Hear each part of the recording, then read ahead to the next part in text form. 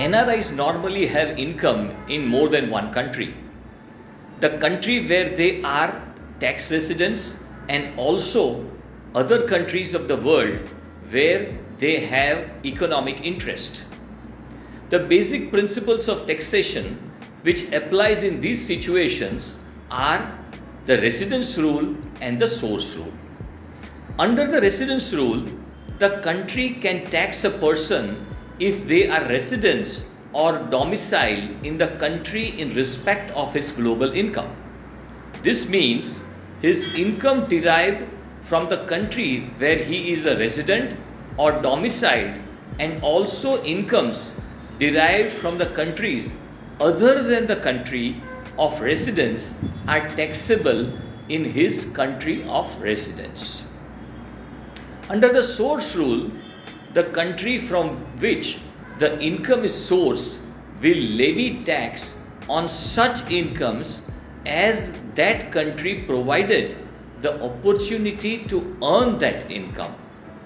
So it would so happen that the incomes which have been taxed under the source rule will be subjected to tax under the residence rule in the country where the person is a resident or domicile.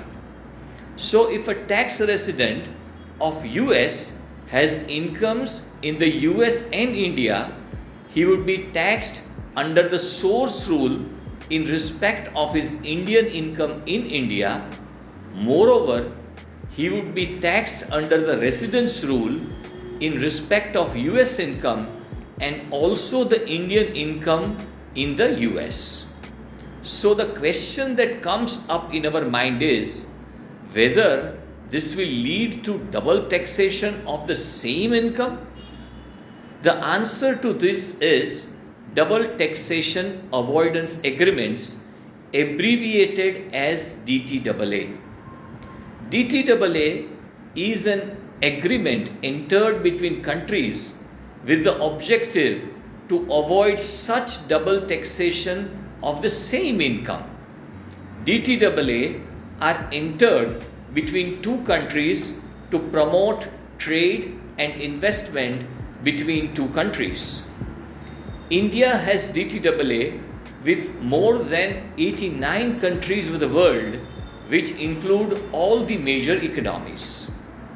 There are two types of relief available under DTAA to address the issue of double taxation of income. The first one is the exemption method.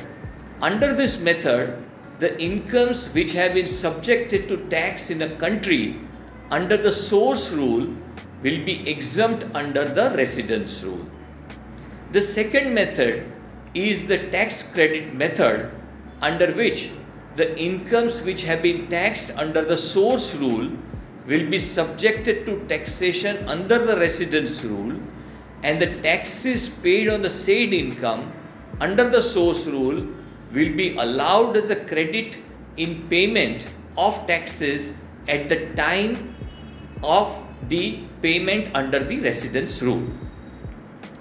One of the very salutary features of a DTAA is that a non-resident can select between the DTAA or income tax law whatever is beneficial in respect of the rates of tax or any other provisions or concessions.